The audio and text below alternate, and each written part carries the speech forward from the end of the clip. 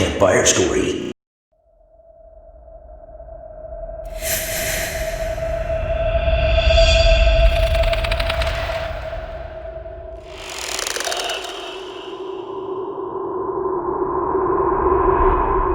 If you're ever traveling through the deserts of Nevada and find yourself lost off the beaten path, you may see a large building off in the distance. It will crest over the horizon just as you start to run out of gas. Its form hazy and uncertain like a mirage.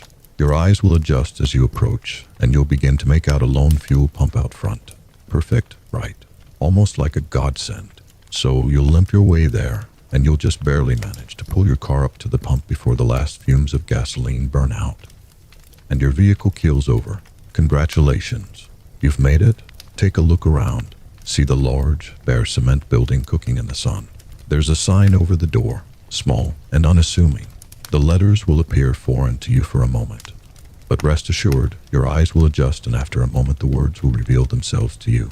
Dr. Scratch's Museum of Pain. Abandon all hope, ye who enter here. You'll laugh it off. Of course you would. How corny is that, right? It has to be some kind of tourist attraction. Just a novelty stop in the middle of nowhere. But sooner or later, you'll admit to yourself that you really want to know what it's like inside. So you'll decide to check it out, just for a few minutes. As you approach the unassuming, windowless double doors, the building will feel as though it's growing, looming over you, sizing you up. But you'll swallow any hesitation and try the door.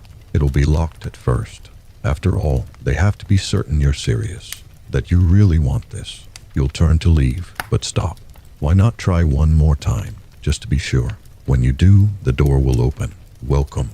Upon crossing the threshold, you'll be greeted with a rather plain lobby. Tinny, almost familiar music will radiate from somewhere distant, only barely audible. You won't be able to locate its source. A single attendant will be sitting at a desk on the opposite side of an uncomfortably long room. You'll notice very quickly that there is something off about his eyes. They will be milky and opaque. He's blind, or at least, that's what your rational mind will tell you. As you approach, however, the attendant will watch you, judge you, pick you apart with his decrepit eyes. His penetrating stare will seem to draw you in as it amplifies the uncomfortable stillness of the lobby. Without a word, he will press a button on his side of the desk, and a door will open on the wall beyond him. Had it been there before? Of course it was, you'll tell yourself, and you'll make your way deeper into the museum. Every footstep echoing off the cold tile like a long-forgotten specter. Once beyond the door, it will close behind you, not with a crash or with some cliché creak. It will simply find its way back inside its frame and lock with a soft click. A hallway will stretch out before you. You can tell by looking that the hall isn't exactly as it seems. You'll walk forward, confidently at first, but your pace will slow as a feeling of claustrophobia begins to eke into your awareness. Are the walls closing in? Is the ceiling getting lower? As you press on, you'll have your answer. The further you push into the hallway, you'll find you're no longer able to stand upright. You'll find yourself craning your neck, slightly, at first. Before long, though, the ever-shrinking space will have you crawling on your hands and knees, joints growing stiff. But you'll press on. At this point, you may wish to turn back. Unfortunately, even if you were able to shift your body, the door would remain locked. Had you paid closer attention, you might have seen the small notice posted on the wall. The only way out is through. Best to keep going, though. After all, you haven't even begun to see what's in store here. The hallway will ultimately reduce you to crawling on your stomach in order to progress. Not unlike a serpent, you'll begin to have thoughts. Desperate, pleading thoughts. It can't go on forever, can it? You'll feel hopeless, then frustrated. Soon, your body will grow warm with defiance. You'll push yourself harder and harder, determined to reach the end. It won't be until you finally accept the truth. There is nothing but this endless, cramped space continuing on into eternity that you'll reach the end of the hallway. Your body will spill out onto an open floor space, and the relief spreading through your limbs will make you want to cry. You'll want to take some time here, gather your thoughts and still your resolve. When you're ready, feel free to take in your surroundings. You'll likely be surprised to find that you're not alone, spaced at regular intervals, stretching as far as you can see. There will be countless people simply standing in place, completely wearing black suit. You may be nervous at first, Their eerie stillness might send a solitary chill up your spine. Don't worry, though. The people here are, well, little more than exhibits. This is a museum, after all. You are more than welcome to peruse the collections they've amassed over the years. It's what they want, after all. Upon inspection, the people here will seem like the most realistic wax figures you've ever seen. Bodies perfectly still and incapable of movement. But you'll want to pay special attention to the eyes. After all, they are the windows to the soul. Watch them flick from one subject to another, seeming to overflow with emotion. Some may stare at you with a desperate intensity, like a silent plea for your help. Disregard this. There is nothing that can be done for them. Others simply gaze into the distance, gazed over and hollow. As you may have gathered, the unique brand of pain on display here is that of uncertainty. The people on display will never know what it is to move or think or feel. They will never speak or hear. They suffer through their existence as a shell, a consciousness deprived of any true sensation, being so overburdened by thoughts and emotions. Yet having no outlet to express them leaves their minds to shrivel until they can no longer identify reality. Even the ones who may look at you with some semblance of recognition cannot ever be sure that you aren't just another runaway thought. Soon enough, you'll tire of this lonesome place and wish to find the passage to the next exhibit. We encourage our guests to take in every display. However, this one tends to drive mad those who linger for too long, seeing so many helpless souls suspended in, well, the opposite of animation, tends to tug at the strings of consciousness, fraying sane minds and all but destroying weaker ones. And once the madness sets in, it won't be long before you find yourself floating among the crowd, trapped inside your own body, assuming you weren't reduced to a drooling lobotomite. You'll find the door not far from where you spilled into this room. Do be careful when you open the door. To say the room beyond is drafty would be a gross understatement. As soon as you push the door open, a violent wind will rip it from your grip and slam it forcefully into the wall. I'd suggest you cover your ears and face as best you can for this portion of the museum, as the endless churning winds will leave you chafed and rather uncomfortable for the remainder of the tour. Whereas the previous exhibit was still and sterile, this section is a bit on the messy side. I'd still encourage you to look around and take in the sights. Just mind where you step. They stopped trying to clean up the various fluids and juices eons ago. This exhibit is definitely one of, if not the most densely populated in our entire museum.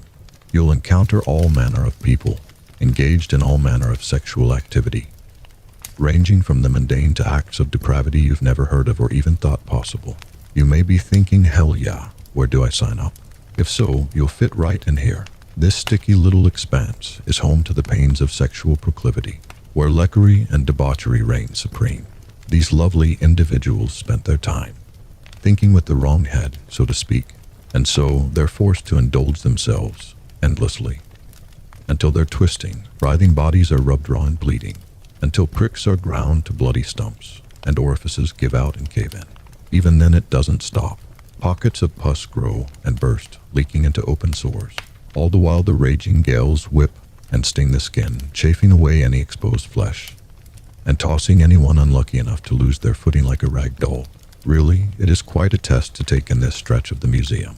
Unless this kind of filth and promiscuity are your thing, you'll want to proceed to the next exhibit in a timely manner. Try not to slip on your way out. The stains will not come out. Before you even open the door, the smell will assault you.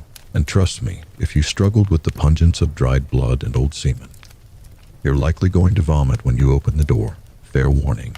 Pressing on, you'll tread into another world of overindulgence, though this time you'll be trading copious sex for a voracious appetite. Oh no, I almost forgot. Before you open that door, you're going to want to tuck your pants into your socks or find some way to seal up your pant legs. If you wore shorts, you're gonna have a bad time. In fact, it might be smarter to just stay here in this exhibit. But hey, free will and all, so your call. Just don't say I didn't warn you. If you didn't vomit when you opened the door, congratulations. Only about 1 in 20 manage that. But your victory will be short-lived. As soon as you pass fully inside, your stomach will panic to evacuate its contents, convulsing and squeezing you dry like a lemon, or an orange if you're not partial to sour fruit. Don't be ashamed, though. Everyone pukes in here. Comes with the territory. When your stomach stops contracting, your eyes stop watering, and you're able to get your bearings, we encourage you to do so. You'll notice first off that the horrid smell you encountered does not get any better. You won't ever get used to it. Secondly, you'll see how physically revolting everything is here. The floor will be flooded, knee-high in some places, with partially frozen human bile, fecal matter, and basically every other bodily fluid. Ever had a slushy? Imagine that, Butigno, with puke. Every solid, semi-solid surface will be formed with what appears to be congealed skin, blood, and eyes. You may find yourself thinking it's all one giant cancerous organ, pulsing and twitching every so often. We would tell you more specifically what it is, but frankly, we're not even sure. Hell, it might be a giant organ. It will be raining too, but much like the last exhibit, you're going to want to cover your soft, fleshy parts. It's stomach acid, not rain. The people here are their own brand of disgusting. They will just sit, eyes glazed over, in a pool of their own filth, unable to pick themselves up.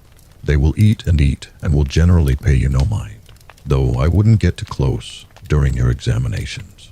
They have been known to bite a few fingers off, and even some hands.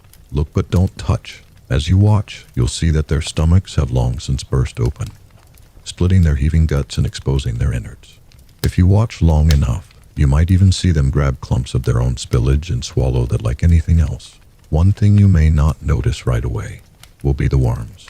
There's no way to sugarcoat this. The puke smoothie you'll have been wading through is absolutely swarming with worms. Thin, milky white bastards that invade every available hole they can find and start munching away at you from the inside. See why I said to seal your pants up. Finding the door here will be unpleasant. It also won't be easy. In place of a door, you're going to have to pass through. How can I put this so you might not puke again? You're going to have to pass through a suckling, wet sphincter in the wall that is going to coat you in mucus and bile. It's going to be one of the most unpleasant experiences you will ever have. Sorry. I should also mention that there is more than one gaping wall anus. If you pick the wrong one, you'll be ground into paste by the anus teeth. Yeah, I said teeth. Then you'll be digested, regurgitated, and added to the pools of puke and filth that coat the floors. So choose wisely. If you've arrived at this junction and are wondering, wait, how the pluperfect am I supposed to know which wall anus is the right wall anus? Well, that's on you to figure out. I'm just here to tell you what you're in for in the event that you are stupid, ballsy, or unlucky enough to enter into a literal portal to hell sitting in the middle of the Mojave Desert. I mean, come on, Dr. Scratch. Abandon all hope, ye who enter here. If you didn't piece that together, that's on you, cheesebag. I'm sure that by this point you'll want to rest. The toll this journey will take on your body really can't be overstated. So you'll sit and you'll sleep. You'll need time to regain your strength. Find a quiet corner to rest your head. When you wake, we'll continue our trek into the pit. Written by Ian Murdoch. Subscribe or I will haunt your house. If you like this video, please do comment, like, and subscribe for more. Thanks for hearing. See you in the next one.